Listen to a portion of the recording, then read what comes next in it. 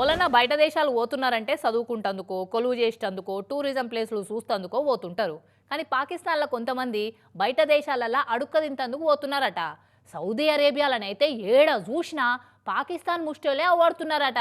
గీ ముష్టి వ్యవహారం ఏందిరో అని మొన్న వారం 10 రోజుల కిందట 5,000 మంది పాకిస్తాన్ బిచ్చగాళ్లను ఫ్లైట్ ఎక్కించి ఇంటికి పంపిరట అక్కడి సర్కారోళ్ళు. పాకిస్తాన్ అంటే ఉగ్రవాదుల ఉత్పత్తికి ప్రధాన కేంద్రం అనే అనుకుంటాం గానీ బుచ్చగాళ్ళ ఉత్పత్తి కేంద్రం కూడానట.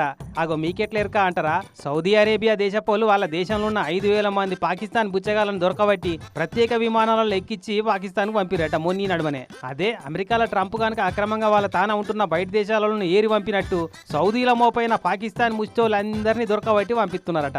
ఇప్పటికే 5,000 మందే పట్టుబట్టరట గానీ ఇంకా చాలా మందే ఉన్నారట వాళ్ళ తాన. ఫారెన్కి వెళ్ళి ఏం చేస్తావనంటే ముష్టెత్తుకుంటా అని అదేదో సినిమాల జోకును పాకిస్తాన్ బుచ్చగాళ్ళు నిజం చేస్తున్నారు అన్నట్టు.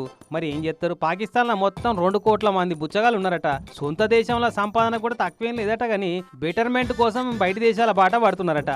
ఇలా కొందరు మక్కా మసీద్ కని పేరు చెప్పి పోయి అక్కడనే అడక్క తినుకుంటా సెటిల్ అవుతుర్రట. ఇక ఇంకొందరేమో టూరిస్ట్ వీజాల మీద పోతే ఇంకొందరు టెంపరీ వర్క్ వీజాల మీద పోయిర్రట.